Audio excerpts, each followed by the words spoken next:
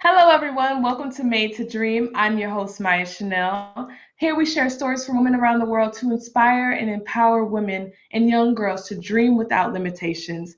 Today, I have the ultimate pleasure of speaking with Miss Amber Renae, and she is from Australia. She's a civil engineer, a serial entrepreneur, a motivational speaker, and a TV star. So we are so excited to get to know her background and her story and learn so much about her. So hi, how are you doing today, Amber? Good. Thanks so much for having me on the show. I'm excited to connect with your audience. Thank you, thank you. So I just want to give you the platform, give you the space to speak with the audience and let them know a little bit about yourself and what you do. So my entrepreneurial journey is a bit of a roller coaster ride. I know that everyone looks at these Instagram photos and thinks, "Oh, entrepreneurship is so easy," but my journey has not been easy. So I used to be a civil engineer. I used to work on a construction site building roads and bridges. I quit that job and started a fashion design label, so manufacturing label. So that business started with me on a sewing machine. I made 4 shirts the first week. We made 8 shirts the next week. And then 5 years later, I had 120 accounts around the world. We exported to Paris, Tokyo, LA, and South Africa. I did runway parades all around the world and dressed some of the biggest celebs of the time, which back in the day was Paris Hilton. So this was before social media. This was before even the internet. I used to have to post catalogs out to try and get people to buy my stuff. So that business was great. I always wanted to have my own fashion label. And I had a manufacturing facility set up in Vietnam.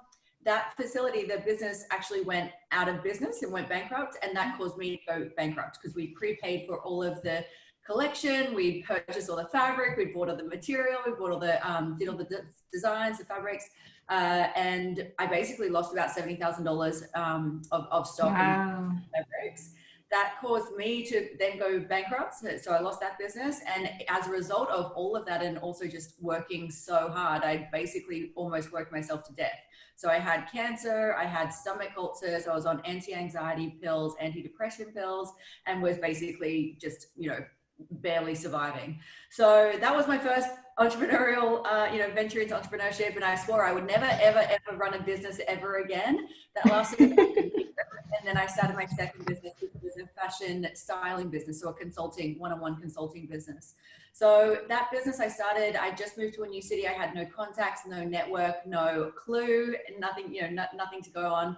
And 3 years later, I had 2 of the best contracts in the country. So I was the fashion editor at Women's Health and Fitness magazine and the resident stylist at Wow. Southern Cross Stereo. It's our biggest, at the time, it was our biggest radio and TV network. So again, I thought I was living my best hashtag fashion life. I was dressed for events like the Cannes Film Festival. I was, at the time, I just done Project Runway. Are you a Project Runway fan? Okay, cool. Yes, I love it.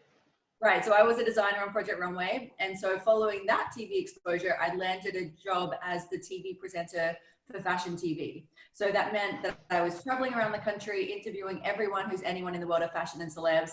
And again, thought that I was living my literally best fashion life, right? So, fashion editor, celebrity stylist, fashion TV presenter.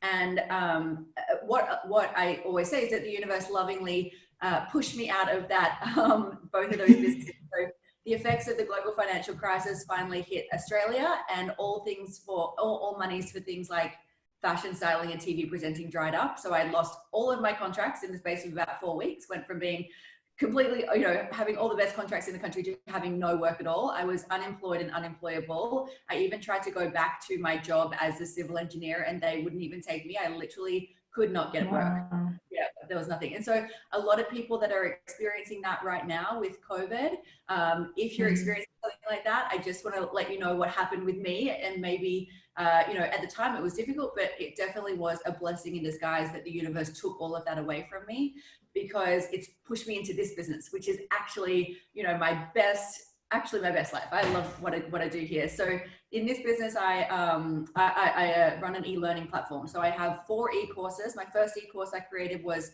how to become a fashion stylist. Obviously, I was pretty good at that. So I've got that now that teaches people how to do that. Then my second course was a personal branding and publicity course, which was sort of all the TV stuff and all of the media stuff and the editing, all of that kind of work. It helps people become the face of their brand. My third e-course is a mindset and personal development course. Obviously, I've been through a bit in my life, so I've developed a pretty good mindset around, mindset for success. And then my last e-course is how to create this life. So how to build an e-course, how to build funnels, how to get the knowledge that you created in this lifetime and put it out into a digital product.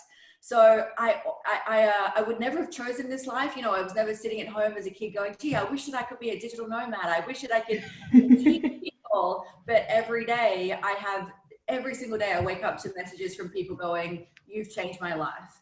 Like the work that you're doing in my life. And you just think, well, that is the most rewarding. Like imagine waking up, that's your job. And like imagine waking up and getting those messages every single day. And it's the first time I feel like I'm in full alignment with all of my skills. So I never really used my engineering side of my brain when I was running my fashion businesses. Whereas in this business, really data driven. So it's very, I'm crunching numbers, I'm analyzing ad campaigns. So it's really data driven, and it's really creative as well. So it's the first time I feel like I'm really using every part of me. So if anyone is going through something like this at the moment, just know that the universe has got your back, and that it's probably pushing you into something that you may never have even thought that you wanted to do. I'm just blown away right now because, first of all, you're a left brainer and a right brainer, and you've pushed so many envelopes where engineering itself is a male dominated field, and they literally try to kick all the women out. So, succeeding in that is itself an accomplishment. My mom, she was also an engineer, I believe industrial, I'm not sure. But yeah, she was an engineer as well, and she used to tell me all the stories about how, the guys would be like, what are you doing here? You should be at home, like taking care of the kids or something. And she's like, okay, like what the heck is going on? But like even in fashion, like you're being creative as well, and it's just to show everyone that, it's all possible. You can literally have it all. Like you can be good at multiple things. It's not just one thing that you have to be set on and just sit on that, and that's okay, that's the rest of my life. That's it. So I think your story is incredible. Thank you, Maya. I appreciate that. I hope your audience gets some inspiration out of it. And I think too, with like what we're experiencing now with COVID and with the world going online, more and more you'll be able to live a life like this. I think gone are the days where you get into a job like our parents would have, and they stayed in that job for 20, 30. My dad stayed in Right. one job his entire life, one job. So one company, and those days are over. And I think the beauty of what we're all experiencing right now is that it's so much easier to enter a business because there are people like me teaching you. Back in the day, I wanted to become a fashion stylist. No one was teaching me, and especially in the fashion industry, you do not help someone else. So if I wanted to study it, I would have gone and studied a 3-year degree, which is completely irrelevant for the fashion industry. Whereas now, if you want to be a fashion stylist or do any of the things I've done, you just go and find someone that's done it already. You take one of their courses, you learn from them, you listen to their podcast, you read their blogs, you watch their YouTube channel, and that's going to make it so much easier for everyone to pivot in careers and really just to follow whatever passion, whatever you're passionate about, or find your purpose. And that's where we're all headed, I believe. No, definitely. There's so many resources out there for us today. It's like if you don't feel like you don't know something, like you can definitely go find it. You just have to put in the work because there literally so much free information on the internet just like sitting out there waiting for you to learn it. So there's no excuse whatsoever. But I want to get into a little bit about how you've been able to overcome those different hard times and different trials and tribulations that you've gone through, especially when, you had the success in different businesses and they would fall through. How were you able to, in essence, get back up from that and keep pushing and keep going and not saying, you know what, this is the end? How were you able to keep that mindset going? So I get asked this and I reflect on this a lot. I don't think at the time it was never easy. When I think about losing my first business, and I still feel like I still remember losing my second business as well, it wasn't I didn't just jump back up and got back on the got back on the horse or anything like that. It was an extraordinarily difficult time that took basically a year each time to get over. So these days I'm better at those sort of failures because I understand the bigger picture. I've had that reflection where I can go, okay, I'm glad that both of those things happened to me. But when they were happening, I had to develop a whole lot of tools to get myself through that. So, I firstly went and sought out help. So went into therapy and had extensive therapy and did every kind of therapies, all sorts of healing modalities, everything from neuro-emotional technique to EFT tapping, and really just dived into whatever was going to work for me to get me through that painful time. So, and developed a whole range of tools myself, from journaling to, storyboard, like everything, just to try and work through that pain. And these things, my own sort of technique that I do in terms of like when I feel an emotion coming up, I really process that emotion at that time so it doesn't get trapped into my body or get stored, because I believe that stored emotion is, this is a bit of a crazy thing to say, but I believe that stored emotion is the manifestation of most illness. So if you really work through your emotions when they come up, they don't end up getting trapped into the body. That's probably a whole nother discussion. But, oh my God, yes, we can get into that because listen, I do not like to hold things in. If I have something to say, I need to get it out because I do not want to hold it in. Definitely not. It's not good at all because it just continues to linger and then it just gets worse. Like it's not going to be a good outcome at all. I want to speak a little bit about, I know there are a lot of people out there wondering, how are you able to continuously come up with a different idea? Because I think that's a big issue with a lot of people when wanting to start their own business. They don't know what they want their business to be or what they want to do. So how would you suggest someone continuously going through the motions like you went from one business to the other and would continuously be able to find these ideas? How would you give advice on that? Great question. And I've got some, what I believe around this is that in order to figure out what your purpose is, which I think is what a lot of people are struggling with, is that you just follow follow your bliss. So follow what you're interested in, follow what you're passionate about. So when I started all three of these businesses, I had no clue that they were going to be businesses. They were just things that I did because I loved doing them. When I started my fashion label, I started it because I loved sewing clothes for myself. And that was how it started. I would just sew all day on the sewing machine. And then eventually I was like, well, everyone wants to buy them, so maybe I'll see if the store wants to buy them. And it grew from there. And similarly with my fashion styling business, I knew I loved fashion and the fashion industry, but I knew I didn't want to be a designer anymore, but I still wanted to have all that glamour and celebrity and the style and all of that.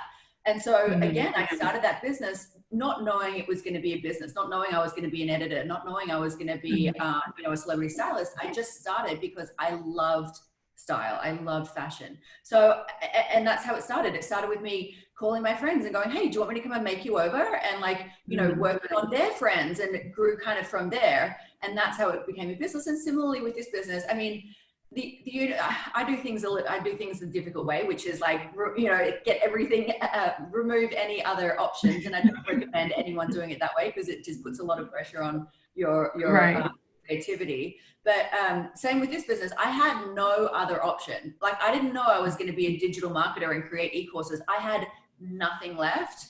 All that I knew was that I was really good at being a fashion stylist. I knew I didn't want to be in the fashion industry anymore, but I knew I had all of this knowledge that no one else was teaching. And I used to teach, I used to write the curriculums for the colleges around the country. So I was writing the curriculum of how to be, the fashion styling curriculum at some of the big colleges here. So I was like, well, why are you writing it for someone else? Why don't you just write it for yourself? And so that's how that business started.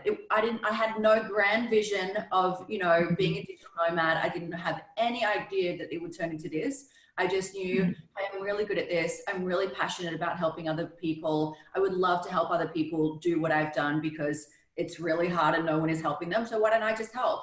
So, I think everyone's waiting for this big grand vision of like, oh, I'm going to wake up and do this. It's not how it works. It's just something that you're passionate enough to do. And typically you'd be passionate enough to do it for free. And that's how I, when I created my first course, I'm like, I'll just give it to people for $10.